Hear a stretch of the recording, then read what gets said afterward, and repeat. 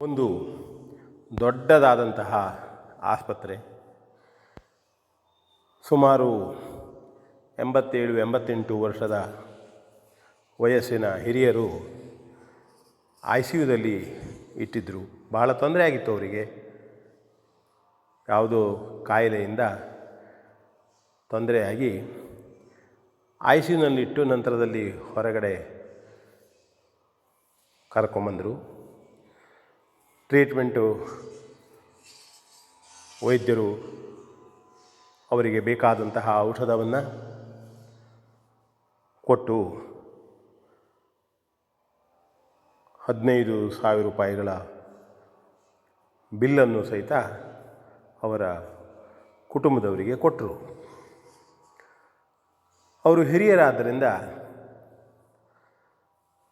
ವೈದ್ಯರು ಪ್ರೀತಿಯಿಂದ ಸಲಿಗೆಯಿಂದ ಮಾತನಾಡ್ತಾ, ಹಿರಿಯರೇ, ಅಜ್ಜರೇ, ಬಿಲ್ಲು ಭಾಳ ಆಯ್ತಲ್ವೋ ಎಂಬುದಾಗಿ ಸಹಜವಾಗಿ ಪ್ರಶ್ನೆಯನ್ನು ಮಾಡಿದರು. ಆಗ ಹಿರಿಯರು ಎಂಥ ಮಾತನ್ನು ಆಡಿದರು.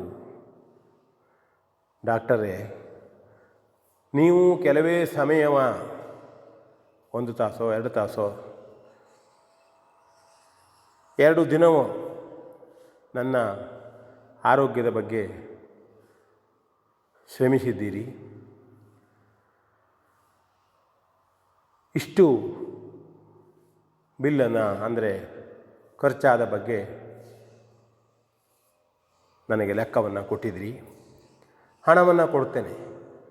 ನನ್ನ ಆಲೋಚನೆ ಏನು ಅಂತಂದರೆ, ನನ್ನ ಒಂದು ಚಿಕ್ಕ ಆರೋಗ್ಯದ ಕಾರಣಕ್ಕಾಗಿ ಇಷ್ಟು ಅಮೌಂಟು ಆಗಬೇಕಾದ್ರೆ, ಇಷ್ಟು ಹಣ ಆಗಬೇಕಾದ್ರೆ, ಇದರ ಬೆಲೆ ಇಷ್ಟು ಅಂತ ಆಗಬೇಕಾದ್ರೆ, ನಮ್ಮನ್ನೆಲ್ಲ ಇಷ್ಟು ದಿನ ಬೆಳೆಸಿ ದೊಡ್ಡದು ಮಾಡಿ ಮಾಡ್ತಕ್ಕಂಥ ಈ ಪ್ರಕೃತಿ ದೇವರಿಗೆ ನಾವು ಯಾವ ರೀತಿಯ ಕೃತಜ್ಞತೆಯನ್ನು ಸಲ್ಲಿಸಬೇಕು ಎಂಬುದೇ ನನಗೆ ತಿಳಿಯುವುದಿಲ್ಲ.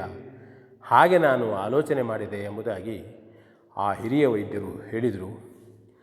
ಡಾಕ್ಟರಿಗೆ ಅಪ್ಪ, ಇಂತಹ ಸಮಯದಲ್ಲಿ ಸಹಿತ ಈ ಹಿರಿಯರು ಎಷ್ಟು ಉನ್ನತವಾದಂತಹ ಆಲೋಚನೆಯನ್ನು ಮಾಡಿದ್ದಾರೆ ಎಂಬುದಾಗಿ ಕಂಡಿತು. ಇದು ಒಂದು ಚಿಕ್ಕ ಕತೆ ಆದರೂ ಸಹಿತ ನಾವೆಲ್ಲ ಆಲೋಚನೆ ಮಾಡತಕ್ಕಂಥದ್ದು. ಪ್ರಕೃತಿ ಹಾಳು ಮಾಡಬಾರದು, ಮರಗಿಡಗಳು ಹಾಳು ಮಾಡಬಾರದು. ಎಲ್ಲವನ್ನೂ ಸರ್ವನಾಶ ಮಾಡ್ತಾ ಇದ್ದಾನೆ ಇವತ್ತು ಮನುಷ್ಯ ತನ್ನ ಉಪಯೋಗಕ್ಕಾಗಿ.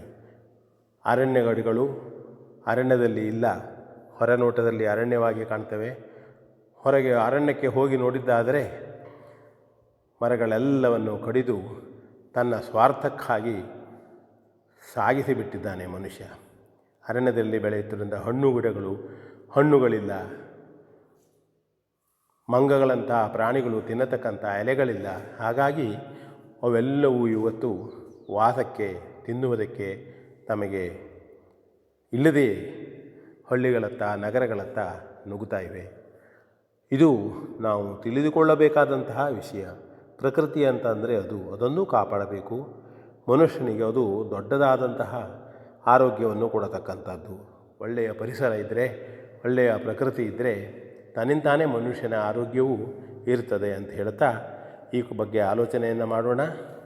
ನಮ್ಮ ದೇಶ ಮುಂದಿನ ಮಕ್ಕಳು ಸುಂದರವಾಗಿ ಮಾಡಲಿ, ಹಸಿರು ಬೆಳೆಯಲಿ, ಪ್ರಕೃತಿ ಸ್ವಚ್ಛವಾಗಲಿ, ಉನ್ನತವಾಗಲಿ ಎಂದು ಆಶಿಸ್ತಾ